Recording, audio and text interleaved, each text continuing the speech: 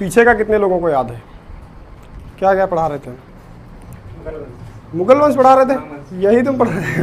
कह रहा सर जी मुगल वंश पढ़ा था। अभी मुगल को बहुत देर है, मुगल तब पढ़ोगे जब दिल्ली सल्तनत पूरा खत्म हो जाएगा, तभी तो आएगा मुगल वंश। और दिल्ली सल्तनत में बहुत सारे वंश हैं, है ना? कौन कौन से वंश है दिल्ली सल्तनत के, पता है किसी को? एक ट्रिक बताई थी तुमको, याद है नहीं याद है?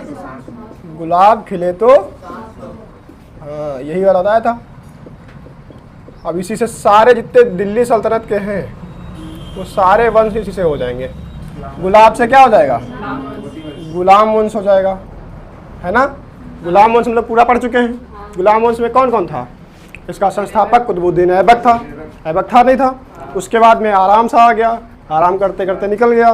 फिर इल्तुतमिश आ गया, और इल्तुतमिश वही शासक था जिसने अपनी राजधानी लाहौर से लेकर के दिल्ली बदली थी, है ना? पहले कुतुबुद्दीन ऐबक की राजधानी क्या हुआ करती थी?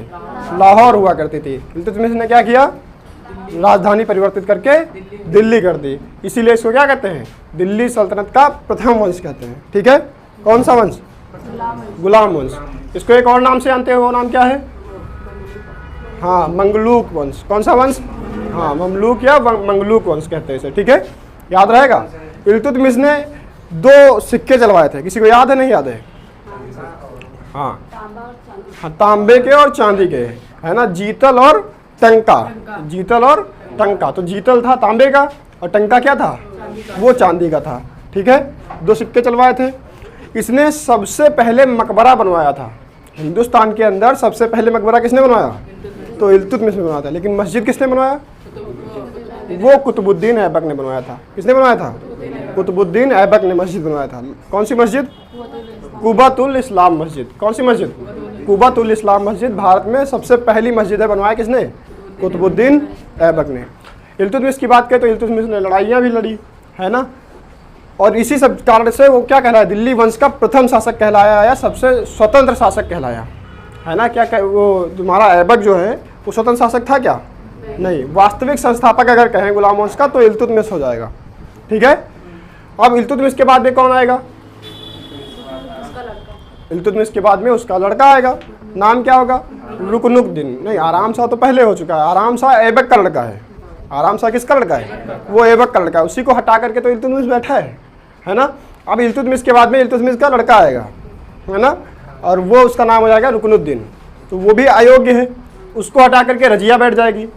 क्योंकि इल्तुतमिश ने क्या किया था? लाल कपड़े पहनकर न्याय वाली व्यवस्था चालू की थी। उसी व्यवस्था के तहत रजिया भी गद्दी पर बैठ गई। रजिया ज़्यादा दिन चली नहीं, 1236 से लेकर के 1240 तक रही। 4 साल का शासनकाल रहा उसका। तो उतने में ज़्यादा कुछ कर ही नहीं पाई। आसपास के विद्रोहों को संभालने में, जो विद्रोह हुए हैं उन्हीं को संभालने में उसका जीवन काल चला गया, है ना? उसका जितना भी शासनकाल था। उसके बाद में बहराम शाह आ गया। कौन आया? बहराम शाह। और बहराम शाह योग्य था क्या? नहीं। उसके बाद में आ गया बलबन, जो दूसरा सबसे योग्य शासक बनता है गुलाम वंश का। कौन? बलबन। बलबन आते ही आते सबसे पहले क्या किया? तुर्काने चहलगानी को समाप्त कर दिया, है ना? उसने व्यवस्थाएं चलाई सजदा और पैबोस की। सजदा मतलब सामने झुकना है, पैबोस मतलब पैर को चूमना है ना? सजदा और पैबोस की व्यवस्था किसने चलवाई? अरे बलबन ने बिटिया। देखो बलबन जो है, बलबन का वास्तविक नाम जानते तुम लोग? क्या नाम था उसका? उलूग खां। वो स्वयं को क्या कहता था? ईश्वर का प्रतिनिधि कहता था। कहता था कि हम ही हैं ईश्वर के प्रतिनिधि, है ना? तो बलबन एक योग्य शासक था कि नहीं था? बलबन के बाद में कौन आया? क्यूमर्स। कौन आया? क्यूमर्स आया। और उसके बाद में कैकुबाद। और कैकुबाद को मार करके जलालुद्दीन खिलजी ने एक नया वंश स्टार्ट किया, जिसे क्या कहते हैं? खिलजी वंश। कौन सा वंश हो जाएगा? खिलजी वंश। यहाँ से खिलजी वंश हो जाएगा। ठीक है, तो ये जो दिल्ली सल्तनत के 2 वंश हम पढ़ लेंगे। एक तो पढ़ चुके हैं, ये तो खत्म हो चुका है पूरा। आज हम लोग क्या स्टार्ट करेंगे? खिलजी वंश। इसके बाद क्या पढ़ेंगे? तो उसे क्या हो जाएगा? तुगलक वंश हो जाएगा। और साथ से इसके बाद में सैयद वंश पढ़ेंगे। ये छोटा छोटा वंश है। खिलजी वंश भी छोटा है, बहुत ज़्यादा बड़ा है नहीं, है ना? 1290 से लेकर के 1320 तक, यानी कि मात्र 30 साल का शासनकाल पढ़ना है। उसमें भी जलालुद्दीन खिलजी पढ़ना नहीं है, मुबारक खिलजी पढ़ना नहीं है, तो थोड़े थोड़े हैं। पढ़ना कौन है? अलाउद्दीन खिलजी, वो खच्चर है ना? तो उसी को पढ़ना है। ठीक है, तो सैयद वंश खत्म ही हो जाएगा, इसमें ज़्यादा है नहीं। फिर लोधी वंश। लोधी वंश खत्म हो जाएगा। लोधी वंश में आखिरी शासक कौन होता है? इब्राहिम लोधी। और उसी को मार करके बाबर एक नए वंश की स्थापना करता है, जिसे क्या कहते हैं? मुगल वंश कहते हैं, है ना। तो वो दिल्ली सल्तनत में नहीं आता है, वो अलग अपना वंश है, उसकी अपनी अलग ख्याति है, वो बड़ा वंश है, उसको पढ़ने में टाइम लगेगा। सब एक एक अलग अलग महान महान योद्धा उसमें होंगे, बड़े बड़े योद्धा, है ना। तो इसको ख़त्म कर देंगे, सब छोटे छोटे हैं, इसमें अब ज़्यादा कोई बड़े हैं क्या? नहीं। हिलाओ नहीं, कौन हिला रहा है? हिलाओ नहीं, ठीक है। चलो अच्छा देखो, तो इसको मिटा देते हैं। अभी कौन सा वंश स्टार्ट करें? खिलजी वंश। खिलजी वंश का संस्थापक कौन हो जाएगा? अलाउद्दीन खिलजी नहीं होगा बालक। अलाउद्दीन खिलजी कैसे हो जाएगा? तो अलाउद्दीन खिलजी नहीं होगा। खिलजी वंश का शासक कौन हो जाएगा? संस्थापक गयासुद्दीन तो तुगलक है। खिलजी वंश, खिलजी वंश की स्थापना कब से होगी? 1290 से होगी, जब कैकुबाद खत्म होगा। कैकुबाद के खत्म होने से कौन सा वंश स्टार्ट होगा? खिलजी वंश स्टार्ट होगा। और ये वंश तुमको पहले बताया ज़्यादा दिन तक चलता नहीं है। कब तक चलेगा? 1320 तक, है ना। तो ज़्यादा दिन नहीं चलता है ये। क्यों नहीं चलता है? क्योंकि ज़्यादा दिन चलने नहीं दिया जाता। इसमें एक से एक बड़े बड़े महान महान खच्चर हैं। जैसे देखो, सबसे पहला इसका जो संस्थापक हो जाएगा उसका नाम है जलालुद्दीन। क्या नाम है? जलालुद्दीन खिलजी। क्या नाम है? जलालुद्दीन खिलजी। ये इस वंश का संस्थापक है। क्या है? संस्थापक है, ठीक है। जलालुद्दीन खिलजी क्या है? इस वंश का, खिलजी वंश का संस्थापक है। अच्छा, ये कब से आया होगा? जलालुद्दीन खिलजी कब से आया होगा?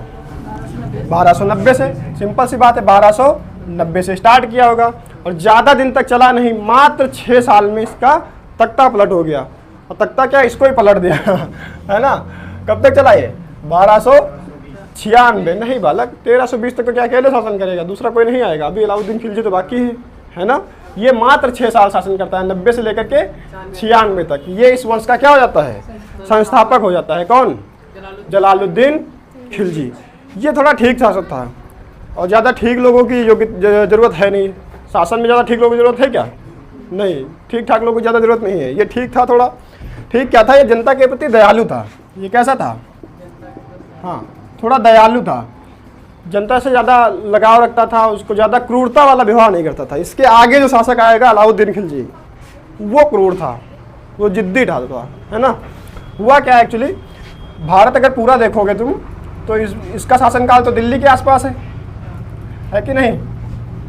लेकिन इसको जीतना पूरा था। क्या जीतना था? पूरा का पूरा हिंदुस्तान जीतना चाहता था, ठीक। तो यहाँ दिल्ली है, यहाँ कौन है? यहाँ है जलालुद्दीन खिलजी, दिल्ली में बैठा हुआ है, दिल्ली में इसका शासनकाल है। लेकिन ये दक्षिण को भी जीतना चाहता था। किसे जीतना चाहता था? दक्षिण को। और दक्षिण खुद तो जा नहीं सकता था। जा सकता था क्या? नहीं। तो इसने अपने भतीजे को भेजा दक्षिण विजय के लिए। किसको भेजा? दक्षिण विजय के लिए इसने भेजा अपने भतीजे को। और इसके भतीजे का नाम जानते हो क्या था? अलाउद्दीन खिलजी। क्या नाम था? इसका तो नाम सबने सुना ही है, अलाउद्दीन खिलजी। यही है वो खच्चर। तो भतीजा गया, यहाँ से कहाँ गया? दक्षिण में, दक्षिण विजय के लिए भेजा, क्योंकि उत्तर भारत तो जीत ही लिया। दिल्ली मतलब उत्तर भारत आ गया हाथ में। अब क्या चाहिए? अब चाहिए दक्षिण भारत। तो दक्षिण भारत के लिए किसको भेजा? अलाउद्दीन खिलजी को। और अलाउद्दीन खिलजी, जलालुद्दीन खिलजी का क्या था? ये भतीजा था। क्या था? भतीजा मतलब जानते हो क्या होता है? हाँ, भाई का लड़का, ठीक है। तो ये गया अपना वहाँ पे साम्राज्य स्थापित किया, जीता जिताया। लेकिन फिर इसको लगा यार सब कर तो हम ही रहे हैं, ये तो चाचा जान तो केवल बैठे हैं, बैठे बैठे जलवा काट रहे हैं। तो ऐसा क्या करते हैं? चाचा जान का व्यवस्था करते हैं। क्या करते हैं? व्यवस्था कर देते। तो इसने चाचा जान की क्या कर दी? व्यवस्था कर दी, है ना। इसने जलालुद्दीन खिलजी की क्या कर दी? हत्या कर दी। कहा कि तुम हो चुका, तुम्हारा, तुम बहुत कर चुके। वहाँ लड़ने की बारी आती तो दक्षिण में हम जाते हैं और तुम यहाँ बैठे बैठे जलवा काट रहे हो। तो ऐसा नहीं चलेगा, मार दिया। इसीलिए 6 ही साल चला जलालुद्दीन खिलजी, ठीक है। मात्र 6 साल का शासनकाल रहा। अच्छा, जलालुद्दीन खिलजी की एक बेटी थी। इसकी एक क्या थी? बेटी। तो जब बाप उसका राजा है तो बेटी का आदत पड़ जाएगी राजशाही में रहने की? नहीं पड़ जाएगी। तो बेटी ने कहा कि अभी तक तो हम क्या थे? राजकुमारी थे, है ना। थे कि नहीं थे? अब हम चपरासी वाला काम थोड़ी ना करेंगे, है ना। तो अलाउद्दीन खिलजी ने कहा मेरे पास एक योजना है। कहा बताओ योजना। कहा इस योजना का अगर तुम पालन करते हो तो तुमको फिर से राजशाही में जीवन जीने का मौका मिलेगा, ठीक है। कौन कैसा का व्यवस्था क्या थी? उसने कहा कि हमसे विवाह कर लो। क्या कर लो? हाँ शादी कर ली, ठीक है। वैसे तो देखो यार, अगर ये जलालुद्दीन खिलजी का भतीजा है तो उसकी बेटी उसकी क्या होगी, उसकी बहन हो जाएगी, नहीं हो जाएगी। लेकिन उसने क्या कर लिया, शादी कर लिया, और अब ये क्या हो गए, पति पत्नी हो गए। अब रहो आराम से राजशाही में, कोई दिक्कत नहीं। दिक्कत देखो अपने यहाँ कल्चर में नहीं होता ऐसा। अपने यहाँ कल्चर में तुम शादी नहीं कर सकते ऐसे, ठीक है। जितने भी रिश्ते होते हैं अपने, उन रिश्तों में शादी नहीं कर सकते। जैसे तुम अपने परिवार के जितने रिश्ते होते हैं, भाई बहन वाले, या फिर मौसी की लड़की है, मामा की लड़की है, ऐसे जो होते हैं ना शादी नहीं कर सकते, उनमें दिक्कत होती है, नहीं कर सकते ना, अपना कल्चर है। लेकिन इनके इस्लाम के कल्चर में क्या होता है कि सेम जो होती है माँ होती है ना, एक ही माँ की संतान ना हो, फिर पड़ोसी चाहे जो कुछ हो, मतलब पापा भले एक हों, मम्मी एक ना हो, मतलब एक पापा की अगर 2-3 पत्नी हैं और अलग अलग उनकी संतानें हैं तो आपस में कर सकते हैं, माँ एक नहीं हो बस, ठीक है। बस ये सिस्टम होता है। और ये भी होता थोड़ा और भी कि अगर तुम्हारी माँ ने किसी दूसरे बच्चे को दूध पिलाया है अपना, तो उस बच्चे से नहीं कर सकते, फिर उससे क्या हो जाता है, फिर भाई बहन का संबंध हो जाता है ना। जब तक माँ दूध नहीं पिलाती है, खुद का एक ही माँ का बच्चा हो, है ना, एक ही माँ के 2 बच्चे हो, लेकिन माँ ने उसको दूध ना पिलाया हो, तो भी कर सकते हैं। ऐसा सिस्टम होता है इस्लाम में, ठीक है। बात समझे नहीं समझे, ऐसा होता है। तो इसने क्या कर लिया, शादी कर ली, और उसके बाद में शासक कौन बनेगा, अलाउद्दीन खिलजी। और अलाउद्दीन खिलजी के बारे में तो बचपन से सुनते चले आ रहे हो, खच्चरों में महाखच्चर है वो, क्या है, खच्चरों में महाखच्चर कौन, अलाउद्दीन खिलजी। इतना नालायक है। इसकी देखो 2-3 आदतें हैं, जैसे एकदम जिद्दी बहुत है, बहुत जिद्दी है कि उसको जो चाहिए वो चाहिए। कौन, अलाउद्दीन खिलजी। ये जिद कर लेता है कि इसको जो चाहिए वो फिर चाहिए, फिर उसमें कोई समझौता नहीं हो सकता। तो इसने किया। अब इसने कब से शासन अपना स्टार्ट करेगा, ये 1296 से स्टार्ट करेगा। इतना सोचना क्या, 1296 में ख़त्म हुआ तो ये चलेगा 1316 तक, अकेले शासन करेगा पूरा है। एक दो और आ जाने तो 1316 तक किया। तो खिलजी वंश में सबसे ज़्यादा समय तक शासन करने वाला शासक कौन हो जाएगा, अलाउद्दीन खिलजी। पूरे 20 सालों तक शासन किया। 30 सालों का पूरा राजवंश है और उसमें अकेले 20 साल कौन करता है शासन, अलाउद्दीन खिलजी करता है। अच्छा, अलाउद्दीन खिलजी का कोई वास्तविक नाम बता सकते हो तुम लोग, अलाउद्दीन खिलजी का वास्तविक नाम, वास्तविक नाम बता सकते हो कोई लोग। इसका वास्तविक नाम था अली गुरसप। क्या नाम था, और ये पूछे गए क्वेश्चन है, ठीक है। अली गुरसप किसका वास्तविक नाम है, अलाउद्दीन खिलजी का वास्तविक नाम है। ये इतना जिद्दी था, इतना जिद्दी कि मतलब इसका ईगो बहुत ज़्यादा वो होता था कि ईगो पे ही सारा गेम इसका रहता था कि अगर सामने वाले ने किया तो हम भी करके दिखाएंगे, ऐसे कैसे है कि हम ना कर लें, हम भी करेंगे। तो करता था। जैसे तुमने देखा होगा कुतुबुद्दीन ऐबक ने क्या बनवाया था, कुतुब मीनार बनवाई थी। तो इसने खुन्नस खा के वहीं पे कुतुब मीनार के पड़ोस में क्या बनवा दिया, अलाई मीनार। कुतुबुद्दीन ऐबक ने कुतुब मीनार बनवाया और इसने अलाउद्दीन नाम था तो अलाई मीनार बनवा दिया उसके पास में। क्या बनवाया, अलाई मीनार। क्या बनवाया, अलाई मीनार बनवाया। पर इसके पास उतनी योग्यता थी नहीं। कुतुबुद्दीन ऐबक के पास अच्छे अच्छे वास्तुकार थे तो उसने बढ़िया सी बिल्डिंग बनवाई, एक अच्छी सी मीनार बनवाई। इसके पास उतने अच्छे योग्य नहीं थे, जो बना रहे थे वो योग्य नहीं थे। इसने अपने सेनापति को दिया था काम, कहा बनवा दो, यहाँ पे एक मीनार बनवाओ अलाउद्दीन खिलजी के नाम की। उसने बनवा दिया। उसने नीचे से सीधी एकदम मीनार बनवा दी। तो ज़्यादा ऊपर जाने के बाद मिस्त्री ने कह दिया साहब ज़्यादा ऊँची करोगे तो पलट जाएगी। मीनार बनने के लिए क्या होना चाहिए, ऊपर जाते आते थोड़ा कम होनी चाहिए, तब ज़्यादा लंबी बन सकती है। उसने बिल्कुल सीधी बनवा दी। तो आज भी दिल्ली जाओगे तो तुमको क्या मिलेगी, एकदम सीधी मीनार मिलेगी। वही कुतुब मीनार के पड़ोस में बिल्कुल सीधी मीनार ऐसे, और वो ज़्यादा बनी नहीं, आधी ही बनी है, शायद 3 मंजिल की बनी हुई है, ठीक है। उसके ऊपर नहीं बनी है, बिल्कुल सीधी बनवा दी।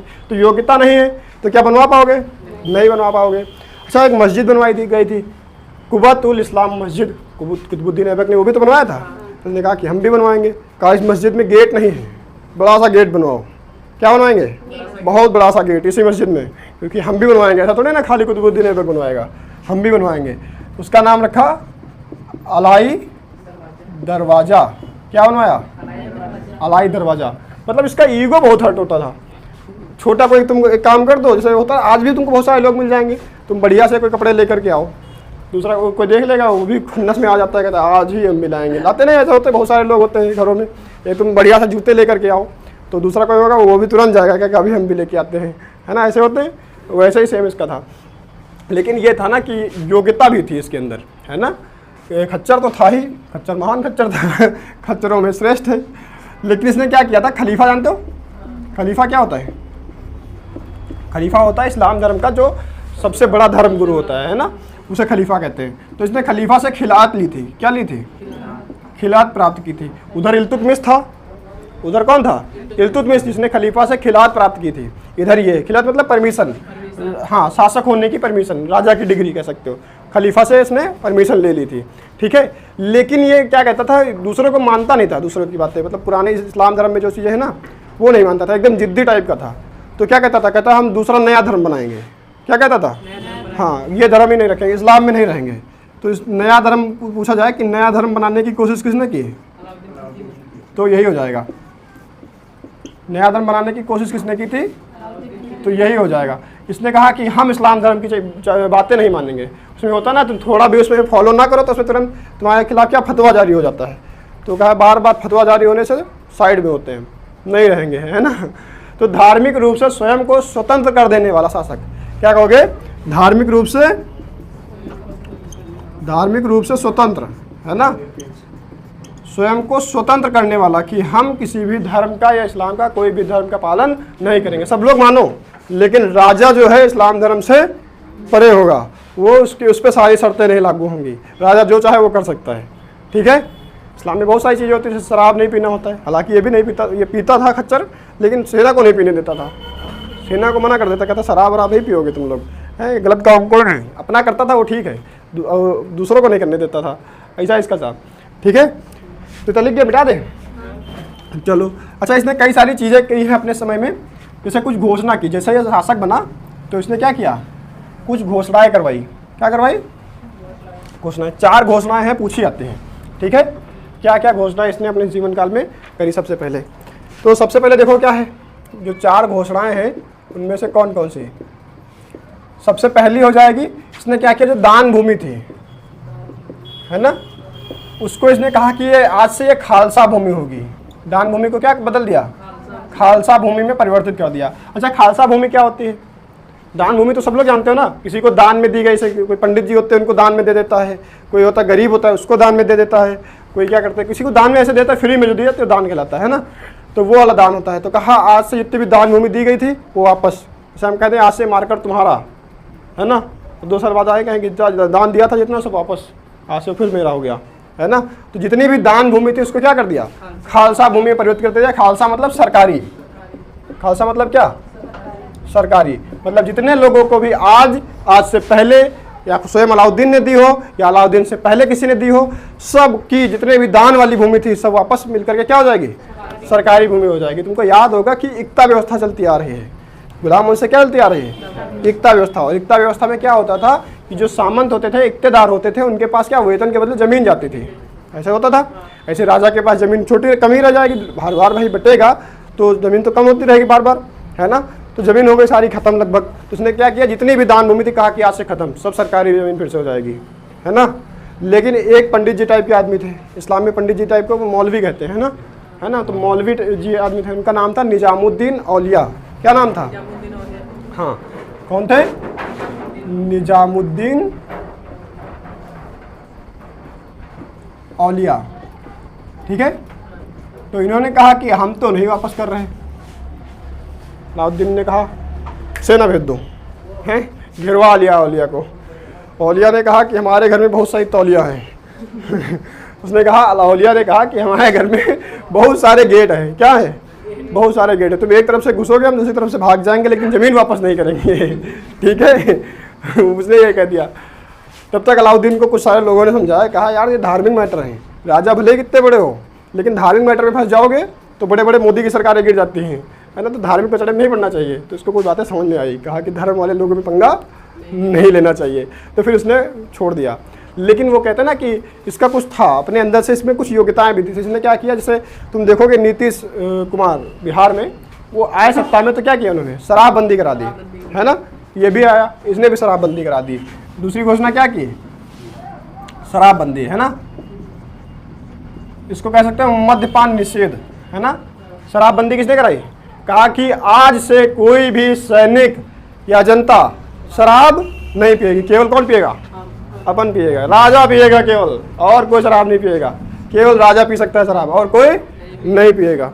अच्छा एक चीज़ और इसने किया, तीसरी घोषणा में इसने क्या किया कि जो छोटे छोटे त्यौहार थे, छोटे छोटे त्यौहार होते नहीं, बड़े त्यौहार छोड़ो, लेकिन छोटे छोटे जो त्यौहार थे उनको कहा कि बंद करो, फालतू के त्यौहार नहीं होंगे, हर दूसरे दिन त्यौहार मना रहे हो, है ना, आज फलानी जयंती, परसों ढमकानी जयंती, हर रोज छुट्टी होती है, स्कूल में बच्चे पढ़ने जाते हैं, वहाँ पता लगता है कि छुट्टी चल रही है, आज ये त्यौहार कल वो त्यौहार, बंद, कोई त्यौहार नहीं होगा, बड़े बड़े त्यौहार होंगे केवल, है ना, जो बड़े त्यौहार होते हैं केवल वही रहेंगे, छोटे त्यौहार नहीं होंगे। उसने कहा कि ऐसे छोटे त्योहारों में लोगों का धन बहुत खर्चा होता है, त्यौहार बनाने के चक्कर में जितनी जमा पूंजी होती है, महीने भर की जमा पूंजी के महीने में एक त्यौहार आ गया, पूरी जमा पूंजी उसमें लगा दी, है ना। तो कहा छोटे छोटे त्यौहार नहीं होंगे, खुशियाँ मनानी है त्यौहार मनाओ, लेकिन हाँ साल में एक आधे मनाओ, ज़्यादा नहीं कि हर दूसरे दिन त्यौहार ही आ रहा है, तो ऐसे तो तुम जितना पैसा होगा सब खर्च ही कर दोगे, तुम्हारी सेविंग्स कुछ होगी नहीं। तो छोटे छोटे त्योहारों पर इसने क्या कर दिया, प्रतिबंध लगा दिया। लेकिन ध्यान रखना, ऐसा एक और शासक था, इससे पहले तुम लोग पढ़ चुके हो, एक और शासक था जिसने छोटे छोटे त्योहारों को बंद कर दिया था, नाम था अशोक, याद है नहीं याद है, बताया था कि अशोक ने भी छोटे छोटे सारे त्योहारों को बंद करा दिया था। कारण उसका भी यही था कि छोटे छोटे त्योहारों में क्या होता है, जितना भी धनोपार्जन होता है लोग उसमें खर्च कर देते हैं, इसलिए उसने भी छोटे छोटे त्योहारों को बंद करा दिया था। ठीक है, कोई डाउट इसमें। चौथी घोषणा क्या की, कहा कि आज से हमारे साम्राज्य में गुप्तचर रहेंगे। कौन रहेंगे, गुप्तचर रहेंगे। तो गुप्तचर जितने थे उनकी व्यवस्था किसने चालू की, अलाउद्दीन खिलजी ने। तो अपने शासन काल में से 4 घोषणाएं की। कौन कौन सी घोषणा की, सबसे पहले जो दान भूमि थी उसको खालसा भूमि में परिवर्तित कर दिया कि आज से जितनी भी दान की गई जमीन थी वो क्या हो जाएगी, फिर से सरकारी हो जाएगी। ठीक है, निजामुद्दीन औलिया ने नहीं माना तो उसको घेराव किया, लेकिन उसके बाद में छोड़ दिया उसको, है ना। दूसरे नंबर पे क्या किया, शराबबंदी करा दी। कहा कि आज से मद्यपान निषेध होगा, कोई भी व्यक्ति शराब नहीं पिएगा, क्योंकि शराब पीने के बाद में लोग मतवाले हो जाते हैं, उसके बाद में फिर वो गलत डिसीजन लेते हैं, इधर उधर कहीं मार काट करते हैं, दंगे करते हैं। तीसरी बात क्या की इसने, छोटे छोटे त्योहारों को इसने बंद करा दिया, क्योंकि छोटे छोटे त्योहारों में बेफजूल का खर्चा होता है। और चौथे नंबर पे क्या किया, गुप्तचर जो व्यवस्था थी वो अपने चालू की। कहा कि समाज में जो हमारे साम्राज्य में घटनाएं घट रही हैं उसकी जानकारी हमको होती रहनी चाहिए, वो भी गुप्त तरीके से, तभी तो हम सही डिसीजन ले पाएंगे। ऐसा नहीं होना चाहिए कि कोई हमारा ही अधिकारी हमारी ही जनता का शोषण करे, ऐसा नहीं होना चाहिए। तो एक खुफिया विभाग भी होना चाहिए जो जा करके जनता में, मार्केट में, बीच में जा करके सबसे पूछ ले, ऐसा जनता बन करके ही, पता ही ना चले कि ये गुप्तचर है या किसी सरकारी राजा का जानने वाला है, या राजा को बता भी सकता है। नॉर्मल अगर मान लिया कोई महंगाई से बेच रहा है कोई सामान, मान लिया किसी के पास गेहूं की दुकान है और मार्केट में केवल एक ही गेहूं की दुकान है, तो तुम जो मना है वो भाव बेचोगे, लोग खरीदेंगे तो है, क्योंकि खाना खाना ही है, रोटी तो बनेगी ही बनेगी। तुम महंगा बेचोगे तो ये तो फिर शोषण हो गया जनता का, जो उचित दाम है वही लोगे, और अकेली दुकान है तो तुम क्या करोगे, महंगे दाम पे बेचोगे। ऐसे में जो खरीदने जाएगा उसको तो रेट बताओगे ही महंगा, अब वही गुप्तचर है, वो जाकर राजा बता देगा यही है नालायक बनिया, ये इसको पकड़ो ये गलत आदमी है ना। तो ये इसके पास व्यवस्थाएं थी ये वाली ऐसी, है ना, गुप्तचर की व्यवस्था लागू की थी। अच्छा एक दो और काम कराया था जिसमें, जैसे होते एकता व्यवस्था। एकता व्यवस्था जानते हो, एकता व्यवस्था में क्या होता था, एकता व्यवस्था में क्या होता था, वेतन के बदले जमीन दी जाती थी। क्या दिया जाता था, वेतन के बदले जमीन दी जाती थी। उसने क्या किया, एकता व्यवस्था को समाप्त कर दिया। एकता व्यवस्था क्या किया, समाप्त किया। अब क्या देने लगे, अब वेतन देने लगे। क्या देने लगे, वेतन। कहा कि किसी को जमीन नहीं मिलेगी, पैसा लो सब लोग, और वो भी नहीं कि हर महीने आगे मांगने दो खड़े हो, साहब हमारा हो गया वेतन पैसा लाओ, ये नहीं, वार्षिक रूप से मिलेगा, साल में एक बार आओ, कहाँ आओगे, हाँ वार्षिक रूप से वेतन देने लगा। कि ये नहीं कि हर दूसरे दिन खड़े हो, साहब हमारी सैलरी, ये वाला सिस्टम नहीं, एक बार मिलेगी साल में, मिलेगा पैसा ही, ये नहीं जमीन ले लो, जमीन वाला सिस्टम खत्म हो गया। ये वाला वीडियो जो है क्लास में टेक्निकल ग्लिच की वजह से वहीं बंद हो गया था।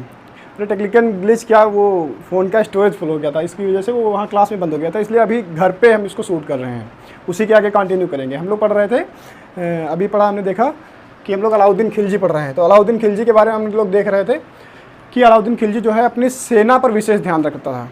सेना के लिए उसने अपने जो सैन्य सुधार किए हैं वो आज भी उनमें से कुछ फॉलो किए जाते हैं। जैसे उसने अपने सैनिकों के लिए वेशभूषा बनवाई। क्या बनवाई, सैनिकों के लिए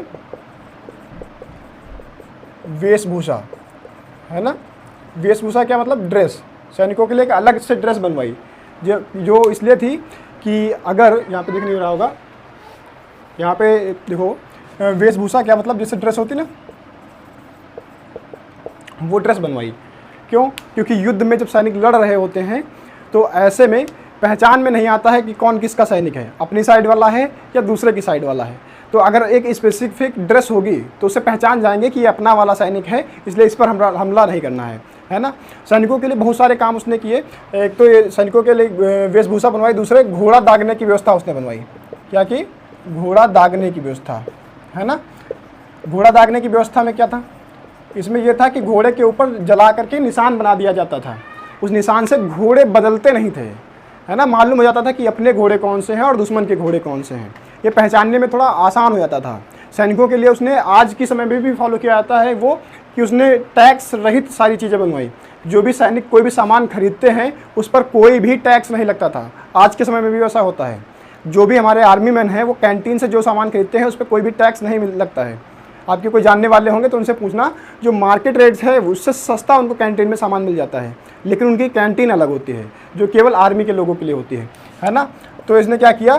कर रहित सामान दिया, है ना। किसके लिए?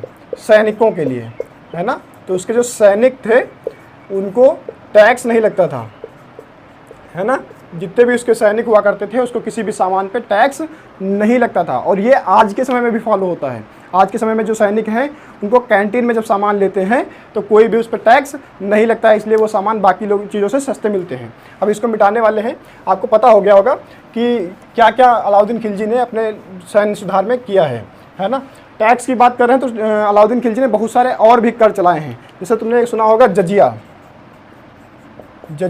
बहुत सारे अन्य शासकों ने भी चलाया है, अलाउद्दीन खिलजी ने भी चलाया है। एक है ज़कात,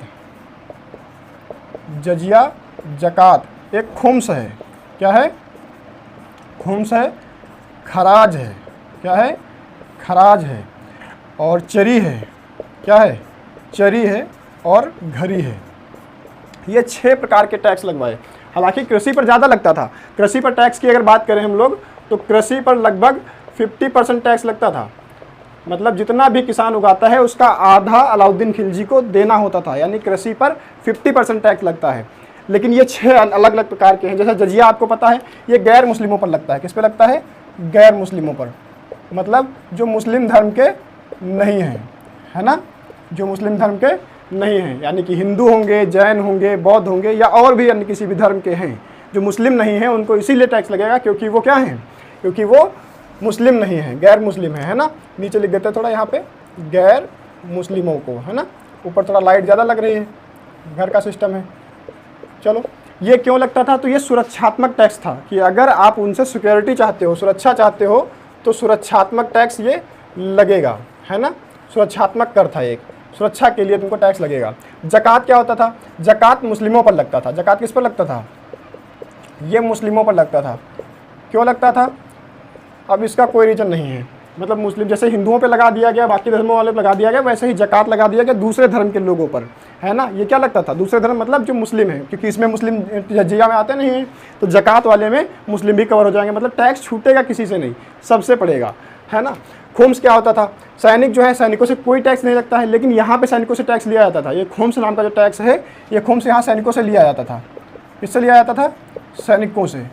अब सैनिकों से टैक्स कौन सी चीज़ों पर लगता है? या पेट्रोल लेने पे? तो पेट्रोल उसमें होता नहीं था। मतलब पेट्रोल कहाँ में लगवाएंगे? घोड़े में लगाएंगे, उसके पिछवाड़े में कहाँ लगवाएंगे, है ना। समझो, जो लूट के लाते थे सैनिक, क्या करते थे? लूट का जो सामान है ना, लूट का सामान जो है वो जो सैनिक लाते थे, लूट के सामान पे टैक्स लगता था। उस टैक्स को क्या कहते हैं? खुम्स कहते हैं। उस टैक्स को क्या कहते हैं? खुम्स कहते हैं। अब बारी आती है खराज की। खराज क्या है? जो मुस्लिमों के पास भूमि थी, है ना, मुस्लिमों के पास जो भूमि है ना, तो उस पर भूमि कर लगता था, है ना। मुस्लिमों के पास जो भूमि है, मुस्लिमों का भूमि कर कह सकते हैं इसे, मुस्लिमों का भूमि कर। मुस्लिमों के पास जो ज़मीन थी उस पर टैक्स लगता था, क्योंकि उस समय मुस्लिम शासक था, इसलिए मुस्लिम लोगों के पास ज़्यादा ज़मीन थी। और ज़्यादा ज़मीन थी तो उसने कहा कि ज़्यादा ज़मीन रखोगे तो ज़्यादा टैक्स लगाना पड़ेगा। साथ ही साथ उसने चरी लगाया। चरी क्या था? चरी मतलब चरने वालों के लिए, चरने वाले जैसे जानवर, है ना, तो जानवरों पर टैक्स लगाया। किस पे लगाया? जानवरों पर कर लगाया, टैक्स लगाया। जिसके पास जितने ज़्यादा जानवर होंगे उसको उतना ज़्यादा टैक्स देना पड़ेगा। ये अलाउद्दीन खिलजी की व्यवस्था में था। ये सब छूट गया था वहाँ उस क्लास में, है ना, इसलिए दोबारा से रिकॉर्ड करना पड़ रहा है। घड़ी क्या है, जैसे चरी से आपको पता चल गया चरागाहों के लिए है या जानवरों के लिए है, वैसे घड़ी क्या है, घर पर टैक्स है ना, घर पर कर है, जिसका जितना घर होगा उसको उस हिसाब से टैक्स देना पड़ेगा। ऐसी व्यवस्था कब थी, अलाउद्दीन खिलजी के समय में थी। आज भी तुम लोग अगर देखोगे तो आज भी ये व्यवस्था है।